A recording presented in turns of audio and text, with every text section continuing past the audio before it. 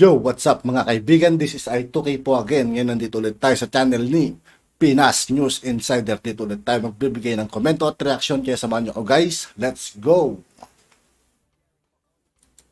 Niniwala naman si Speaker Martin Romualdez dahil sa mataas na interes ng ilang mga global leaders sa Davos, Switzerland kaugnay sa Maharlika Investment Fund na pinakilala ni Pangulong Bongbong Marcos sa mga world leaders na sa isinagawang Philippines Country Strategy Dialogue at dito nakita ang maraming interes. Sinabi ni Romualdez na ang swift passage ng House Bill number 6608 ay nagtatatag ng Maharlika Investment Fund na pinagana ng Pangulo at ng delegation ng Pilipinas na i-take advantage ang mga oportunidad na magdudulot ng positibong development sa ating bansa. Malaki din ang maitutulong ng Maharlika Investment Fund para mapondohan ang mga infrastructure projects sa ating bansa.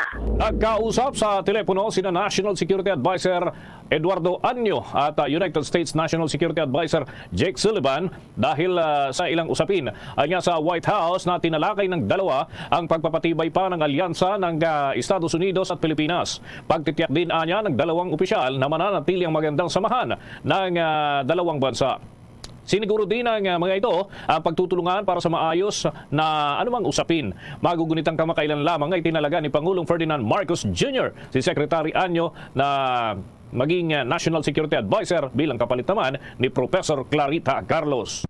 Dapat na sigurong gawin mong parte ng iyong gabinete si dating Pangulong Rodrigo Roa Duterte. Ito ang panawagan ng marami sa ating mga kababayan matapos nga di mo nang hindi nila maintindihan na nangyayari ngayon sa kasalukuyang pamahalaan na pinamumunuan ngayon ni Pangulong Bongbong Marcos Jr. Pero bagong lahat mga kabanat, kung hindi ka pa nakasubscribe sa channel na to, huwag mo nang patagarin yan. I-subscribe mo na yan at Sa lahat ng di pa nakasubscribe kay Pinas News Insider mga kaibigan, mag-subscribe na po tayo at huwag nyo rin pong malimutan mag-subscribe dito sa aking channel. huwag mo rin kalimutan i-click ang notification bell para mas maging updated ka palalo sa lahat pa ng banat videos na i-upload namin. At yun na nga mga kabanat, gawin mong advisor ang dating Pangulong Rodrigo Roa Duterte. Ito ang naging panawagan ng marami sa ating mga kababayan. Ang ganda siguro pag si Duterte ang advisor ni PBBM Sa kasalukuyang Pangulo ng Republika ng Pilipinas sa walang iba. Malamang tiklop yung mga gumagawa ng anomalya. Lalo sa mga drugs, Kundi si Pangulong Bongbong Marcos Jr. Dahil ayon di mo na sa kanila ay hindi na daw di mo na nila maintindihan ang nangyayari ngayon sa pamahalaan dahil mali-maling mga tao daw kasi ang pinagkakatiwalaan ni Pangulong Bongbong Marcos Jr. Banat pa di mo na nila ay kaya daw di mo na nila piniling iboto at suportahan si Pangulong Bongbong Marcos Jr. noong nagdaang ngalalan kasi akala daw di mo na nila ay gagawin niyang maayos ang bansa at gagayahin niya pamamaraan ni dating Pangulong Rodrigo Roa Duterte. Kaya naging maunlad ang kanyang pamamalakad noong panahon pa niya. Pero sa nangyayari ngayon sa kasalukuyang administrasyon ay parang kabaliktaran daw di mo na nangyayari. Wala naman daw di mo na silang ma-question na performance ni Pangulong Bongbong Marcos Jr. Ang kanila lamang di mo na hindi maintindihan ay kung bakit kung sino-sino at hindi mapagkakatiwala ang mga tao ng pamahalaan ng kanyang pinagkakatiwalaan. Dagdag pa di mo na marami sa ating mga kababayan ay ito daw talaga di umano ang eksaktong nangyari sa kanyang ama na si dating Pangulong Ferdinand Edwin Marcos Sr. na halos lahat ng kanyang pinagkakatiwalaan noon at tinuring na kaibigan ni siya rin mismo ang dahilan kung bakit siya napatalsik at napabagsak sa kanyang pwesto. Kaya naman panawagan ng marami sa ating mga kababayan ay dapat magising na daw di umano ang kasalukuyang pamahalaan ng Republika ng Pilipinas at kanya na di umano maisip na dapat na siya maging pihikan sa pagpili ng mga tao upang sa ganoon na hindi na siya matulad sa nangyari sa kanyang ama noon. Kaya naman nang lumabas ang balitang ito ay umani agad ng samot-saring komento mula sa marami sa ating mga kababayan at marami nga sa kanila ngayon ang hindi napigilan ng kanilang sarili na maglabas ng kanilang hiling at komento sa mundo ng social media. Hahays, wala na tayong magagawa pa kasi nandito na ang problema kaya dapat na lamang nating gawin dito ay mag-isip kung paano maisulba ang problema sa ating mahal na bayan. Pero kung ako ang tatanungin, isa lang talaga ang naiisip kong solusyon sa lahat ng problema natin sa ating mahal na bayan. Dapat ilagay ni Pangulong Bongbong Marcos Jr. ang dating Pangulong Rodrigo Roa Duterte sa kanyang gabinete. Ang pinaka-perfect niyang gawin dito ay gawin niyang advisor si Duterte. Kasi kung si Duterte ang kanyang advisor, ay for sure na lahat ng kanyang magiging desisyon ay magiging tama. Kasi alam naman natin na talagang sobrang galing ni Pangulong Rodrigo Roa Duterte na leader. Siya lang talaga ang nag-iisang presidente na ginawang lahat na kanyang makakaya para lamang maging maayos ang buhay ng bawat mamamayang Pilipino, at lahat ng kanyang desisyon ay hindi para sa ikabubuti ng kanyang sarili kundi para sa ikabubuti ng ating mahal na bayan. Naging sobrang mababa ang criminal case sa ating bansa at mas lalong halos mawala na ang kaso ng iligal na droga sa ating mahal na bayan, at ang lahat ng iyon ay dahil kay dating Pangulong Rodrigo Roa Duterte. Kaya kung gusto ni Pangulong Bongbong Marcos Jr. na mas lalo pang umunlad ang ating mahal na bayan, ay dapat gawin niyang advisor si dating Pangulong Rodrigo Roa Duterte. Hashtag Duterte is back. Sa naging komento na ito na marami sa ating mga kababayan ay talaga naman na gusto na nilang maging advisor ni Pangulong Bongbong Marcos Jr. si dating Pangulong Rodrigo Roa Duterte, dahil ayon di mo sa kanila ay talaga naman daw na sobrang fit na fit si dating Pangulong Rodrigo Roa Duterte sa posisyong advisor, kasi mapapayuhan niya si Pangulong Bongbong Marcos Jr. sa lahat ng kanya magiging desisyon upang sa ganoon ay magiging tama na ang lahat ng kanya magiging hakbang sa pagpapaunlad ng ating mahal na bayan. Dagdag pa di mo na nila ay kung hindi daw di mo na ito gagawin ni Pangulong Bongbong Marcos Jr. at magpapatuloy lamang siya sa kanyang ginawa ngayon na pagpili ng mga mali-maling tao, ay hindi daw di mo na malabong mangyari na maulit sa kanya ang nangyari sa kanyang ama, na halos lahat ng kanyang pinagkakatiwalaan ay iniwan siya sa ere at inilaglag, na siyang naging dahilan kung bakit dati ay pinatalsik o napatalsik si dating Pangulong Ferdinand Idrin Marcos sa kanyang posisyon. Kaya naman para maiwasan ito ay kailangan niyang ng kapangyarihang Duterte upang sa ganun ay maging wais ang lahat ng kanyang magiging desisyon sa pagpili ng mga taong kanyang itatalaga sa bawat importanteng posisyon sa ating mahal na bayan, upang sa ganun ay hindi na malagay pa sa mali-maling tao at hindi na malagay pa sa alanganin ng kinabukasan ng ating mahal na bayan. Yung kabaitan ni Pangulong Ferdinand R. Marcos Jr., sinamantala na nga ba? Tinatanong po. Kayo, anong tingin ninyo? Sinamantala nga ba siya ng mga negosyante o kung sino man, lalo na ho sa usapin ng mga pagkain at kung ano-ano pa? Ako nakikita ko, nakikita ko parang may umaabuso sa kanya. May umaabusong sektor, lalo na mga negosyante. Kasi itong usapin ng tungkol sa itlog, tungkol sa sugar, tungkol sa sibuyas na walang katapusan, at iba pang mga smuggling item. Negosyante ho at may kasapakat sa gobyerno eh.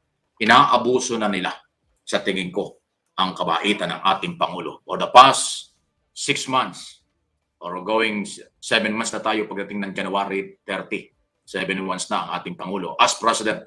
Kasi umupo siya June 30 noong 2022. So, ang dami hong sinasamantala eh.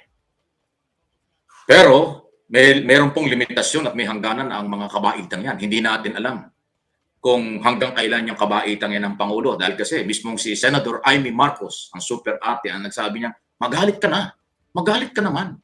Sinasabi na rin niya sa kapatid niya. Inaabuso na tayo ng mga traders, ng mga negosyante. Sinabi na yan ng super ate. At yan inababasa rin ng Office of the President. Ang maraming nangyayaring mga balita na naglalabasan sa mga legitimate na mga media man. Okay? Na naghahatid ng mga balita, kasama tayo doon kasi po araw-araw nasa television at radyo tayo at nandito sa social media. So nakakarating sa Pangulo yung mga hinaing ng taong bayan na nagiging biktima ng sa tingin nga natin, siguro yan din ang tingin ninyo, inaabuso yung kanyang kabaitan. Kaya sabi ko nga, may limitasyon, may mahangganan, malay nyo, dahil sinabi na ni super ate ng Pangulo, Amy Marcos, Senador, na magalit ka na. Magalit ka naman dahil inaabuso na tayo ng mga negosyante at kawawa naman ang consumer na Pilipino. Malay niya dahil nagbiyahe lang, baka pagkagaling ng Europe or pagbalik papunta ng Japan, tapos ilang araw lang babalik na dito, baka dyan na ho talaga ipakita ang kamay na bakal. Ibig sabihin, pagpapatupad ng batas. Di ba? Huwag natin kalimutan yung July 25 State of the Nation Address. Anong sinabi ng Pangulo doon? Rule of law. So, alam niya, may mga batas dapat umiral. So, ibig sabihin, yung umaabuso, nagsasamantala sa kanyang kabaitan at magsasamantala sa taong bayan, batas papairal. Yan ang hinihintay natin. Sana iparamdam ng Pangulo ang sinasabi niyang rule of law, pagpapairal ng batas. Ayan. Okay? Kayo, ano inyong masasabi sa iso niyan? Talaga bang inaabuso na siya ng ibang sektor? At panahon na ba talagang ang Pangulo ay magpakita na ng galit? Kung hindi man galit, ay direktibang magpapatupad ng mga batas na walang sasantuhin? Nasa pribadong sektor man ito? Or kakampi sa gobyerno, kasapakat? Kasi alam nyo, ang smuggling, may kasapakat yan. Ang smuggler, meron niyang kasabwat. Hindi maglalakas ng loob ang mga negosyanteng involved sa illegal na pagpapasok ng kargamento kung walang nagbibigay ng proteksyon, kung walang kasapakat. Bago nag-import yung mga yan, bago nag-decide na magparating na kung anumang produkto, malawakan din ang kanilang mga meeting at paghahanda. Plano, hindi ho yan pagising sa umaga mag-import ako bukas, hindi ganun. Mahabang proseso yan. Inaalam nila kung sino ang dapat na makapagbibigay ng proteksyon, sino ang magiging hadlang sa kanilang negosyo, so planado yan. So ibig sabihin, ang mga smuggler na iilang mga negosyante, hindi ko nilalahat, na umaabuso, may kasapakat yan sa law enforcement agency at ahensya ng ating pamahalaan. Maaaring may kasapakat yan taga-customs, maaaring may kasapakat yan taga-Department of Agriculture, kasi ang DA ang nagbibigay ng import permit. Kung walang import permit, illegal talaga yan. Eh yung iba may import permit, legal yung pag-import pero sinisingitan ng palaman. Halimbawa, ang sinabing import, o mag-import ka lang ng 10 tonelada ng sibuyas. Aba, ang ginawa ng negosyante, 20 tonelada ang pinadala. Di yung 10, sabit. Yung 10 ay illegal. Yun, smuggling. No? May kasapakat. Tama yung sinabi ni Estrelita Herosi, may kasapakat yan. Sabi naman ni Susan, pera-pera talaga, Sir Michael. Nakita mo? Itong dalawang ito, halos parang nag-uusap eh. Yung mga pananaw nila, totoo yan. Ako, hindi na aking paniniwala. Hindi magagawin ng mga negosyanteng may kinalaman sa illegal na mga plano na activities kung walang kasapakat, walang protektor, walang perang involved. May sabihin, kung walang pera, hindi yan gagalaw. Pera-pera ang ginagawa nila. Tama yun. Eh, alam nyo kasi, mahirap ang buhay sa totoo lang ho. Maraming Pilipino, hirap ang buhay. Tapos na yung Paskuhan, tapos na yung may perang pansamantala. Ngayon, January, or ano ba yan, inventory ng mga negosyante. So, mauubos na yung perang napamaskuhan or 13-month ng mga manggagawa. Ay itong pataas na mga bayarin na binanggit ko na nakaraang mga araw, oras, ang dami. Ilaw, power, di ba? Pamasahe, kung ano tataas. O, di ba? Pagkain. So, kung hindi makukontrol at sasamantalahin ng mga smuggler, magkaroon ng mga smuggling item, di ba? May kasabwat yung mga yan, may kasapakat. Inuulit ko, pwedeng taga-customs, pwedeng taga-Department of Agriculture. Hindi yan magagawa nilang walang kasapakat. So sana sa pagbabalik ng Pangulo at kayo pong mamamayang Pilipino, hindi lang ang 31.5 million na bumoto sa Pangulo. Lahat tayo mga Pilipino, kayo bumoto man o hindi, tapos ng eleksyon, dapat tumutulungan natin ang Pangulo. Kung sa palagay nyo, manawagan kayo na i-challenge nyo ang Pangulong gamitin na, i-implement na ang mga batas, kamay na bakal laban sa mga abusado. Bakit hindi? Kasi tayong consumer at maliliit na consumer ang apektado nitong smuggling item at ng mga smuggler na paulit-ulit ilang dekada na ginagawa ito. So, yan ang tanong natin. Kabaitan ng Pangulo, sinasamantala na nga ba? Ayan, sagot po kayo at nasa inyo po ang kamalayang. At yun nga po mga kaibigan, dito po tatapos ang ating reaction video. Muli, ako po si I2K ng Sundalo ng Tunggalo at 811. Maraming salamat sa patuloy na pagsuporta. Yeah! Peace out!